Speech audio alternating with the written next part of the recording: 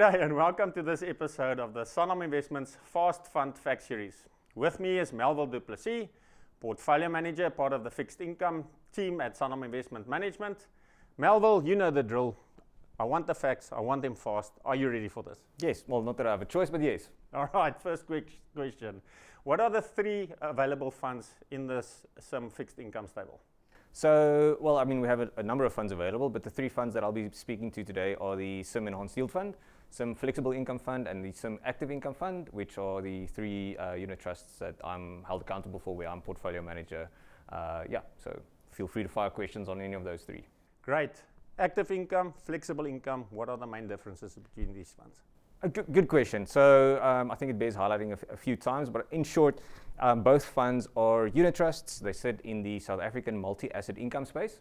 The SIM Active Income Fund has quite a long track record, a successful track record going back to 2006.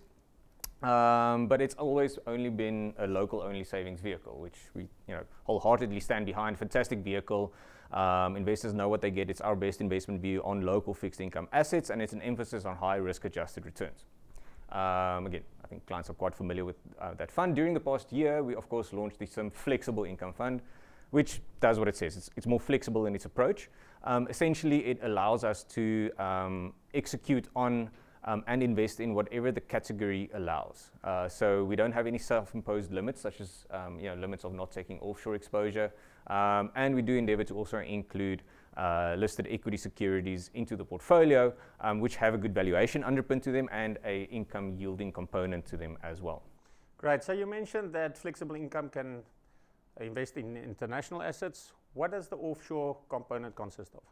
Sure. So firstly, similarly to the local allocation of the portfolio, where it's predominantly skewed to fixed interest assets.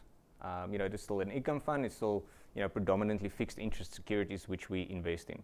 So maybe starting there, when it comes to the offshore diversification, our endeavor there is to increase the quality of the portfolio. So on the local front, we do invest in very high quality counterparties for the local fixed interest asset allocations.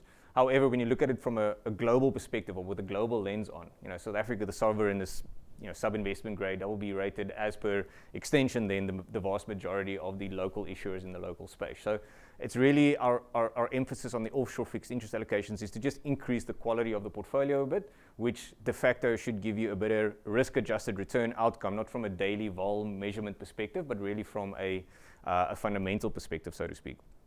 Then we seek to add value a little bit by way of listed equity securities and listed property exposure. Again, equities and listed property that have a little bit of a good quality bias to them, but more so a valuation underpin and a very strong element of sustainable dividend income paying securities.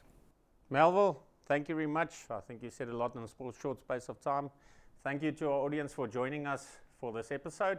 Please look out for additional episodes on our other funds or capabilities, and until we meet again, goodbye.